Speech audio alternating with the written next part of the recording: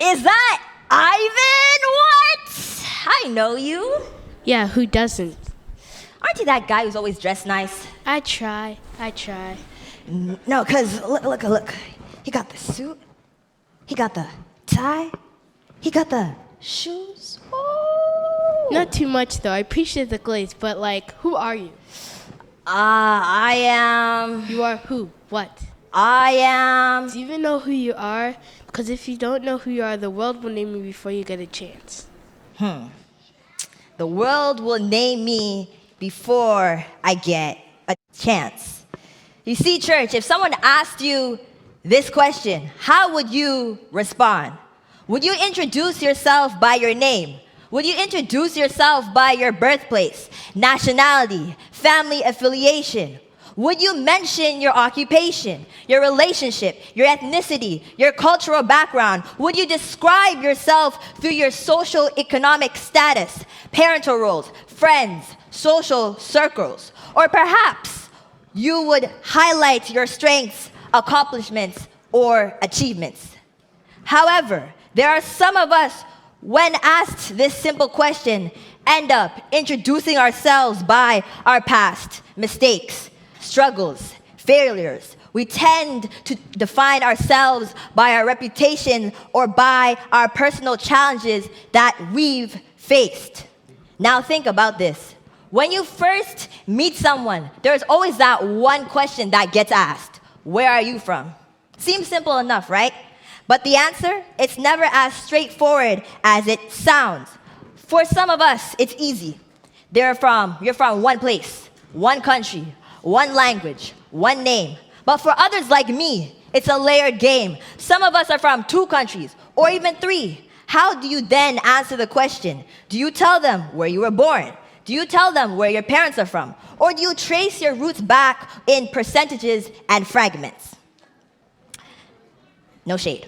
But for me at first, when someone asked where I was from, I would say I'm from Toronto. I'm from the 6th. But then the follow-up question would be, where are you really from though, Prudence?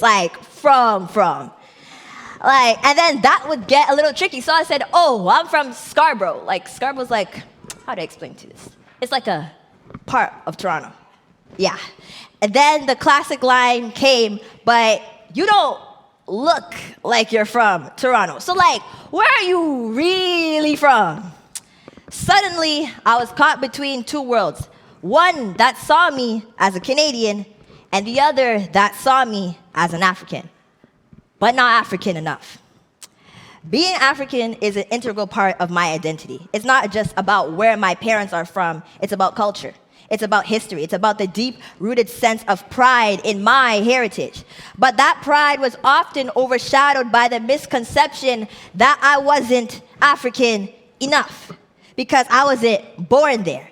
It was this constant push and pull between these 2 identities that seemed to clash. Now, maybe your story is not like mine. Maybe you're not African. Maybe you're not a first-generation immigrant, but I'm here to tell you that I'm sure that you've asked a similar question to yourself. Have you ever felt torn between who you were raised to be and the person the world expects you to become? Have you ever struggled with the pressures of fitting in, of being something that you're not, just to make others feel comfortable? Or maybe you wondered, who am I really in this world? This brings me to a bigger question. What do you do when you're pulled in different directions by forces that you can't control?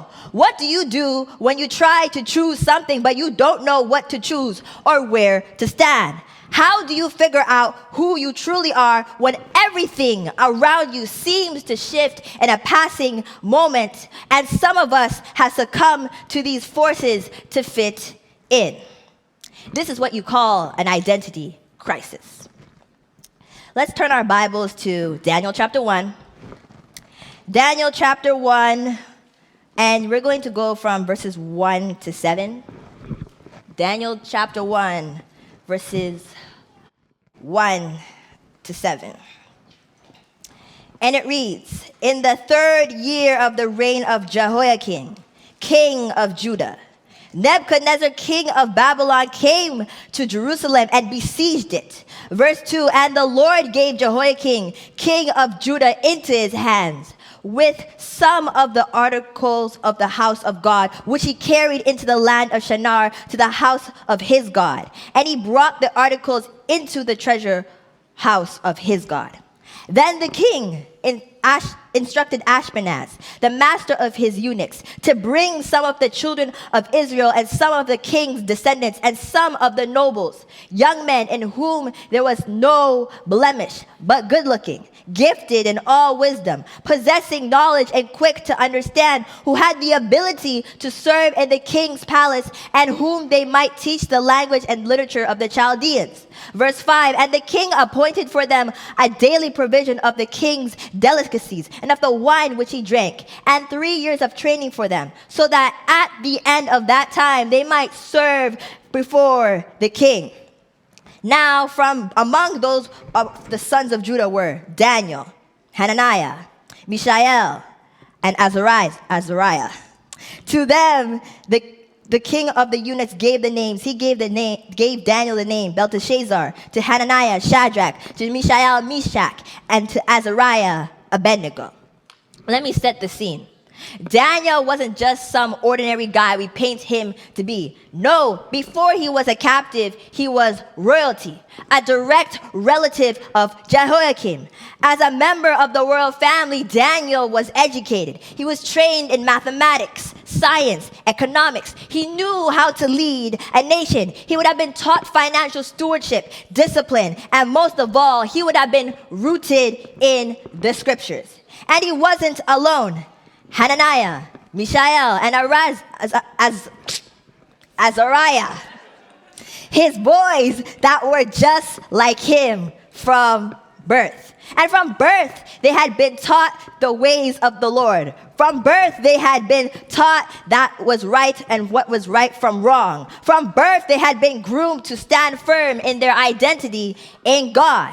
So when King Nebuchadnezzar came and shook things up, when he came and burned Jerusalem to the ground, when he looted the temple and stole the sacred things of God, when he ripped Daniel from his home, destroyed his city, shattered his family, and took everything he knew and ever known and loved, Daniel still had no excuse to question who he was. Even though he was moved from his comfort zone, even though his entire environment shifted, Daniel still stood. Why? Why? Because they had everything they needed. Everything had been deposited to them long before the fire ever came. They had no excuse to forget their identity. Saints, we're going to go with 3 points today. The first one talking about remember who you are. So when Disney was still making good films, Disney sat down one day and said, let me make the best film of all time, which is The Lion King. If you don't agree, fight me. But that's just me though. In The Lion King, Simba, main character, is stripped away from his family, from his home, from everything that he has ever known, and he was told to run away. He was told to run away from his uncle, from this evil source that told him to run away from his purpose. He was told to run away from his identity. And he goes to this place, this oasis, this safe haven that seems like he can fit in because of his mistakes. He can fit in because of his flaws. He can fit in with his misconceptions. And he meets this group of friends that tell him, Hakuna Matata. Now, if you know that song, you know that song means no worries for the rest of your days. It's our problem-free philosophy, Hakuna Matata. Now you see, our problem is that we adopted the philosophy of Hakuna Matata. Because what they were saying to him is, forget about your identity. Forget about who you were supposed to be. Just live in the moment and redefine yourself and create a new purpose for your own self. And for a long time, Simba was lost. He forgot who he was. Just like how some of us, when we make mistakes, when we're stripped away from everything that we've known, when things come crashing down and trials and tribulations come into our lives, we completely misconstrue things and run away to what we think is a safe haven. But usually we run to things that traps us. You see, Simba was a kingdom kid in a culture trap. Just like some of us are God's children, but we fall into the devil's lap. We trade our crown for comfort, our purpose for peace, thinking that if we run from the pain, that our pressure will cease. But we end up lost, stuck in disguise, forgetting our name and believing those lies. We try to fit in, play small, and adapt, not realizing that we're royalty, caught in a culture trap. Now, we might be thinking to ourselves, as your brains are moving fast, this story sounds a little bit familiar. If we go to the story of the prodigal son in Luke chapter 15, verse 11 to 32, you don't need to open your Bibles, I'll summarize it for you. We find the parable that Jesus told to the crowd, detailing of a son who asked for his inheritance early. Why? Because he thought he knew everything. He believed that there were greener pastures on the other side, not realizing that what's calling him was actually going to draw him out. You see, when he got with that new group of friends, when he reached the big city, everything seemed perfect. It was like an oasis, something fun, something exciting, something full of freedom. But it wasn't until he stopped fitting in, until that money ran dry, until his real self started to show, that his so-called friends cut him off. They left him stranded. His financial habits had crumbled. He forgot everything that he was taught, and everything he once had was wasted. You see, some of us are just like that. We think to ourselves that it looks good out there, and we think that we're missing out and that the world has more to offer us. But the truth is, the enemy knows how to dress up destruction. What starts as freedom turns into bondage. What feels like escape turns into isolation. And by the time we realize it, we're stuck in a place that we were never meant to be. Starving for something real. Desperate to go back to the Father, back to identity, back to home. So you know what the prodigal son does in the end? He decides to go back home. He's tired, broken, ashamed, but he still gets up. He walks back, not expecting and just hoping for his father's approval, hoping for grace, hoping just maybe, his father will see him as a son. And when he gets there, the father doesn't shame him. He doesn't scold him. No, the father, in fact, gets up from his couch and runs to him. He embraces him and says, "For this my son of mine was dead and is alive again. He was lost and now is found." And right there is the moment of restoration. And that is exactly what happened to Simba. Because after running, after all his mistakes, after hiding, Simba remembered his father's words, "Remember who you are." And that's when it hits him. He was never meant to live in exile. He was never meant to blend in. He was never meant to settle for less than his identity. He was a king's son. Just like the prodigal son, Simba makes the decision to go back home, back to his people, back to his purpose, back to who he was always meant to be. And guess what? He wasn't rejected. He was received. Because no matter how far you run, when you're a child of the king, home is always open and your identity is always waiting. Now, remember when I said we're going to do spiritual gymnastics? Let's go back to Daniel. We're still talking about Daniel. Daniel's identity was never wavered. His foundation was firm. When everything was stripped away, his home, his family, his freedom, the one thing remained: who he was.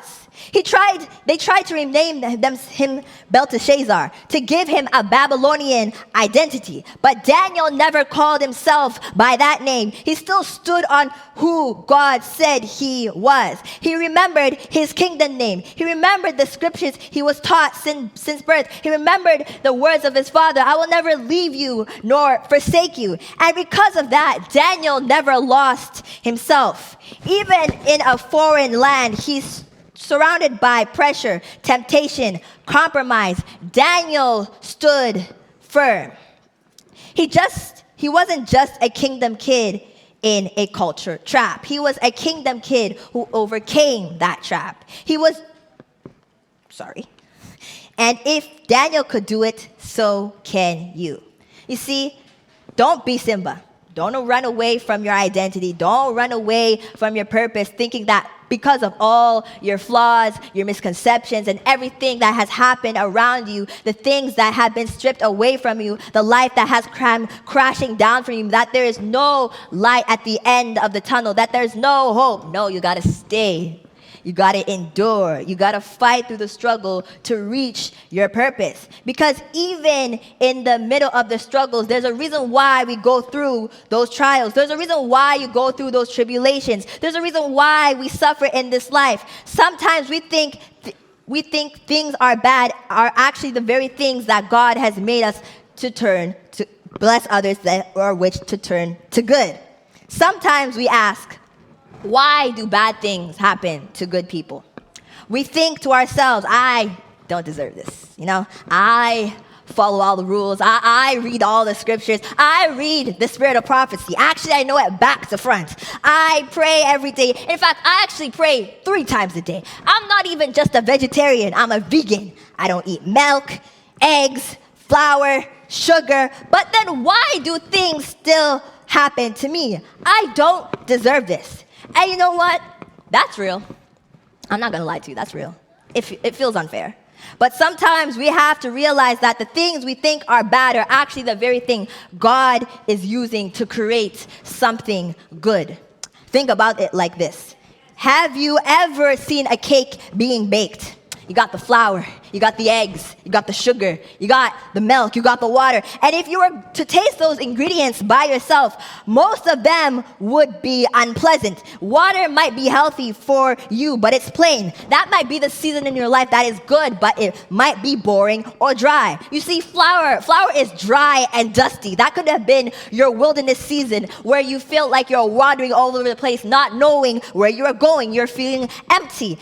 Eggs by themselves, raw, messy, disgusting, dangerous. Like moments in your life that you felt unsure, unstable. You see, sugar is sweet, representing the good moments, the blessings, the wins. But here's the thing, none of those ingredients makes sense to eat them by themselves.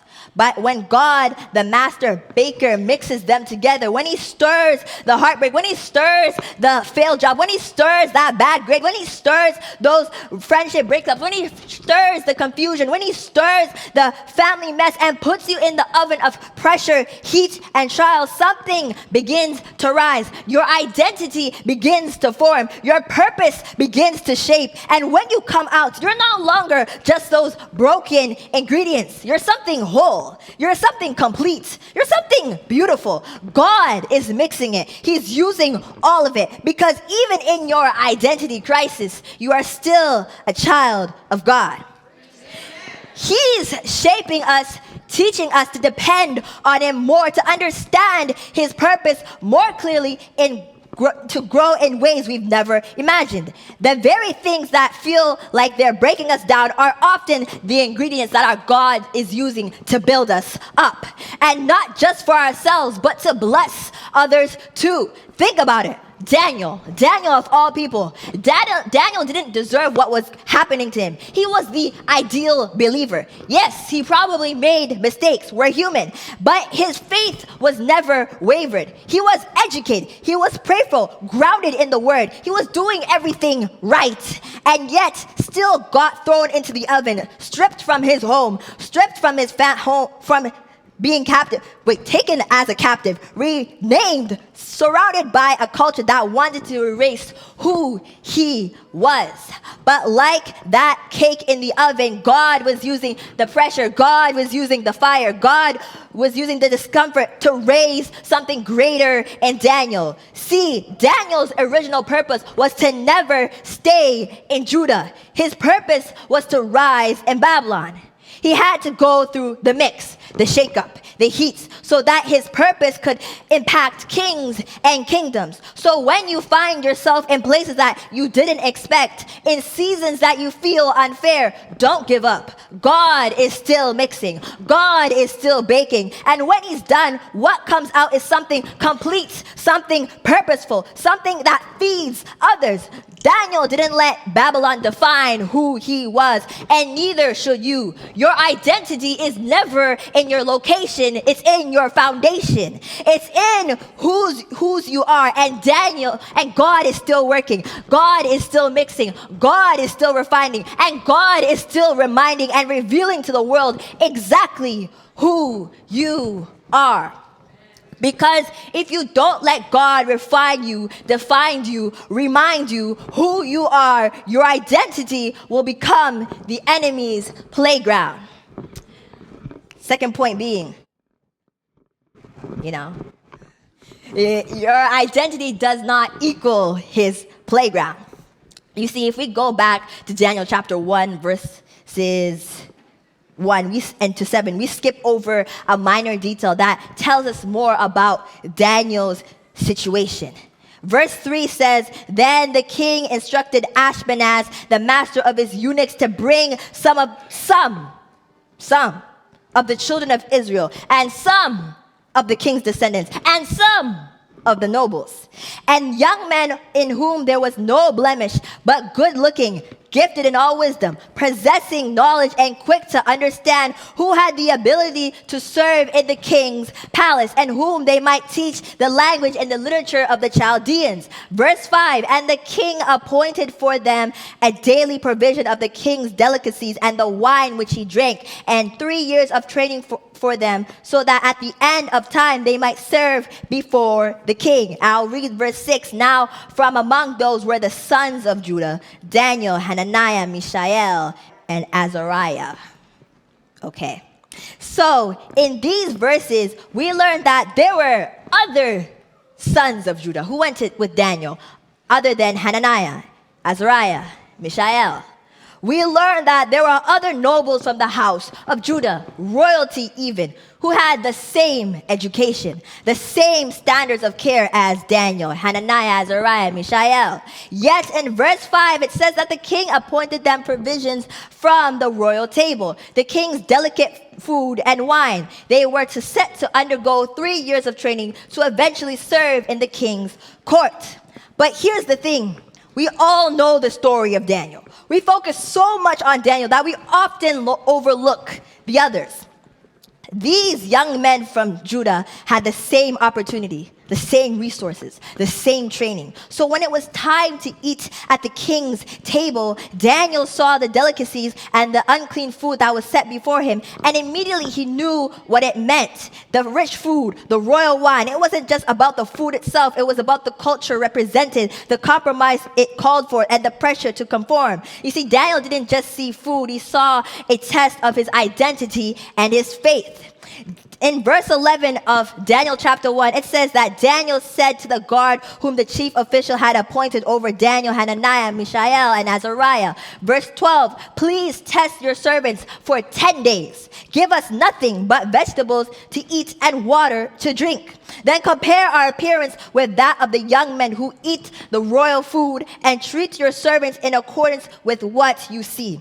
And verse 14 says, "So he agreed to this and tested them for 10 days.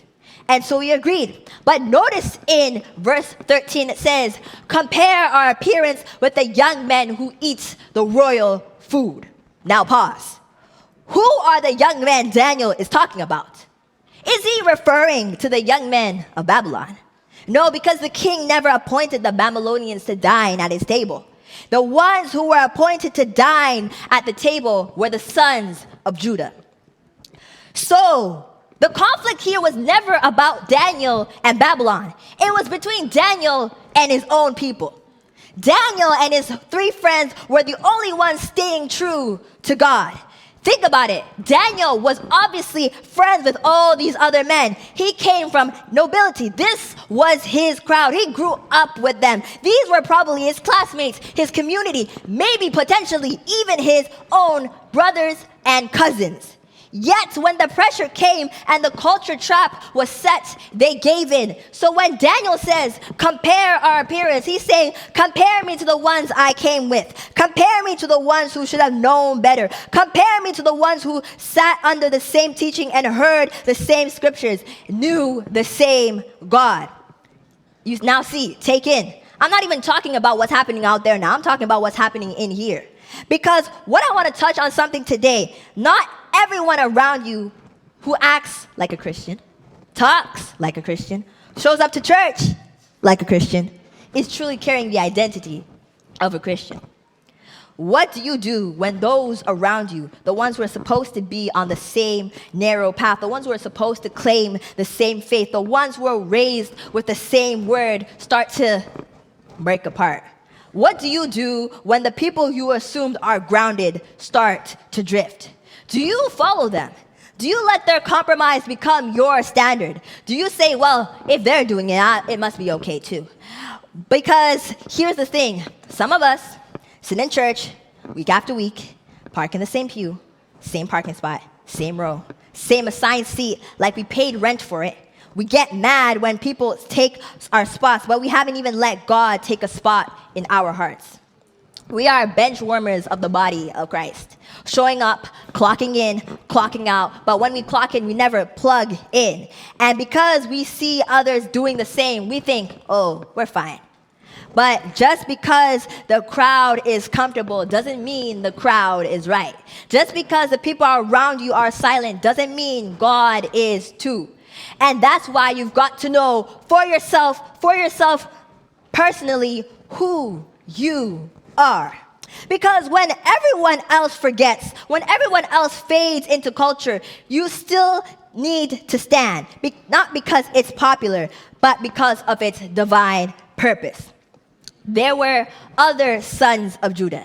Yes, other sons who were brought to Babylon with the same heritage, same promise, same calling, but they got distracted. They were captivated by the Babylonian culture. They were seduced by the systems. They were traded in their garments of praise for Babylonian prestige. Because Babylon wasn't just any place. It was a performance stage. It was seductive. It spoke to one's ego. It said, you don't need a covenant. All you need is clout.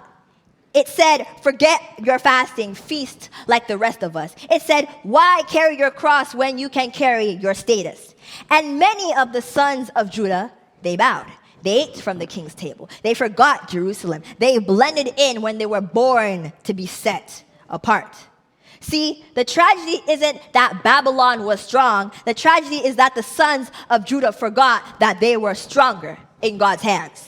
Notice also in verse 2 that King Nebuchadnezzar brought the sons of Judah as captives, not to be made as slaves, but to be rulers. You see, usually what I figured out that I never noticed before, when a kingdom is conquered, the people are usually taken as slaves, as workers, as nameless, faceless bodies to build up someone else's vision. But Babylon didn't do that with the sons of Judah. No, King Nebuchadnezzar did something different. He said, wait a minute, these boys are different.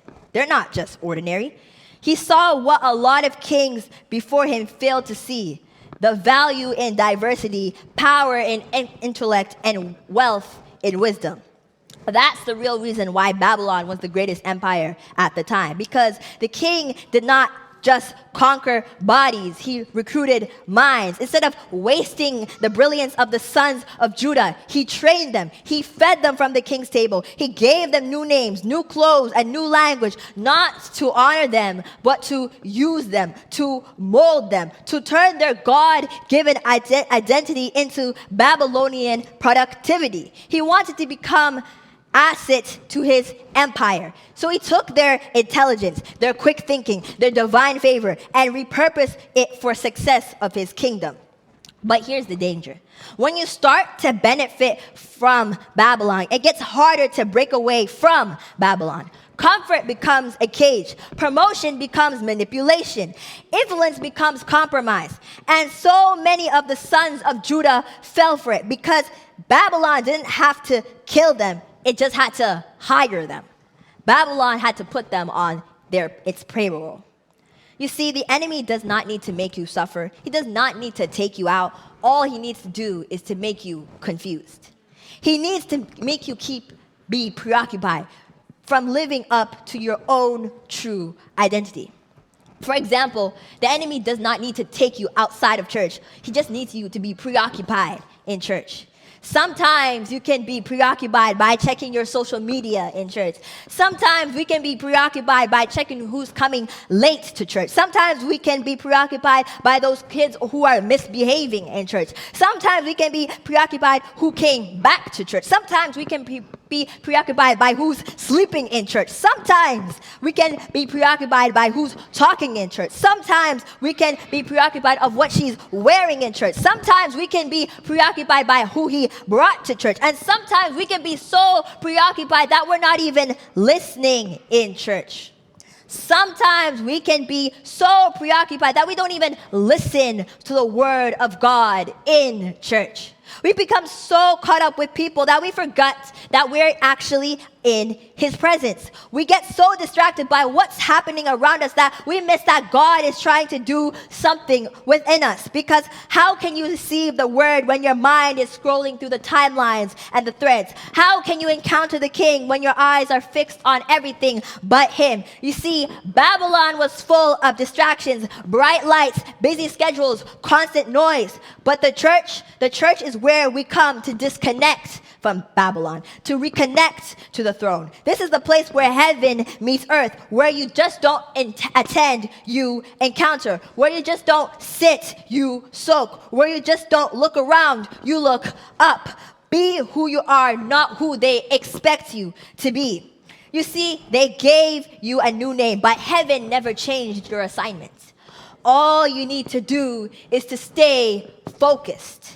Stay focused. You see, when you stay focused, you can never waver or be shaken. You won't become distracted by the noise around you. When your eyes are fixed on Christ, nothing can pull you down. Look at Peter. Peter had faith. Peter had courage. Peter was a go-getter. He was willing to try something new. So when Jesus called him out of the boat, Peter did not hesitate. He took that first step on the water. Then he took the second step. Then he took the third step. But when he started looking at the waves and the storm around him, he started to sink. In desperation, he cried out, "Jesus, help me." And that's what happens when we take our eyes off Jesus. We start sinking, not because we lack faith, but because we're distracted. And when you allow your enemy to turn the identity into this playground, you become so preoccupied that you don't even notice how far you've drifted away from God's presence. It's only when the enemy starts calling you by your trade name, your trauma name, your Babylon name, that you realize how lost you've become. We are called to seek and save the lost, but sometimes we are the ones that are actually lost. The story is told to me by my father. One Sabbath, he was 18, and this was like a long time ago. He was playing the organ in church. I come from a musical family, so if you don't play an instrument or sing in my family, yeah, right? He was playing through the song service, intercessory prayer. Then when the pastor went up and spoke and ministered his message to the people, he delivered a good sermon, after which they closed with the hymn, "Worthy is the Lamb." Now, while singing "Worthy is the Lamb," there was this lady at the back of the church who had been sitting quietly all sermon. As my father was playing, he began to see a little commotion. He saw people getting up and running. Why would people run in church? He wondered, what's happening here? Then suddenly the lights went out. It was dark, and he couldn't play anymore. He was sat there confused. When the lights came back on, this is a true story, by the way, so anything from here, yeah, okay? When the lights came back on, he heard barking. Looking toward the back of the church, he saw the same lady who was sitting calmly before. Now she's barking like a dog. and flipping over the church pews. Now, if you haven't been to like those old churches with those wooden church pews, those things are heavy. So like imagine somebody flipping them over like they were weightless. But by then it was something clear. This woman wasn't in her right mind. She was under the influence of the enemy. Now this is like back home. And this American elder, that the only one that was present at this day, made his way to the back and laid his hands on her and prayed. And during this time, the power returned, and my father started to play again the organ while the congregation still started singing louder and louder and louder. Now the woman slowly returned back into her right mind. Now around this time, the pastor and the other church elders returned from ministering in the community. And one of these church elders, the head elder, was my grandfather. So they took this lady to the back room and they began to pray for her over again. Now, during this session, something started to speak, but it wasn't the lady, it was something else. And it started to call the elders name by name, exposing those who started to look strong in public, but they were not aligned with Christ in private. One by one, those people who were exposed ran out of the room in fear. Only those who truly rooted in faith remained, and among them was my grandfather. So finally, my grandfather was one of the only elders left in the room, so he prayed, and the demon was cast out. Sometimes, when we play in church and yet have one foot on the outside in the cares of the things of the world, our actions dominate our identity. So much so that the enemy calls us by the things we do in private. So much so that when we try to rebuke the enemy, he reminds us of our private vices, claiming we are on his team. You got to deal with that identity crisis by giving it all to God. You see, Daniel didn't play in church. Daniel didn't let the enemy make his mind his playground. He stayed focused, even much that in the end, Daniel and his friends came out 10 times smarter than those other Hebrew boys because he ate the food required from God. He chose to represent his identity rather than conforming to a new identity. He overcame a potential identity crisis. He knew who he was. So who are you? Are you defined by the labels the world has given you? Or are you defined by the name on your crown that awaits you in heaven? You know, stay focused. Keep your eyes on him. He's already given it all, paid it all. No tax receipts. It's free. It's given to him given to us by his son. You see, when you are born looking like your parents. But when you die looking like your choices. It's in the quiet crucible of your personal private sufferings that your noblest dreams are born and God's greatest gifts are given in compensations for what we've been through.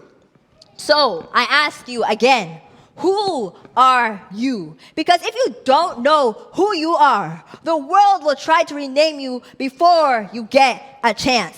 But if you do know who you are, then walk it, then talk it, then speak it, then live it, and die with the name that only heaven knows, and the one that was written before time, sealed with the blood, that's awaiting you at the gate. You are chosen, you are called, you have a crown that awaits you in heaven. So now, answer the question, who are you?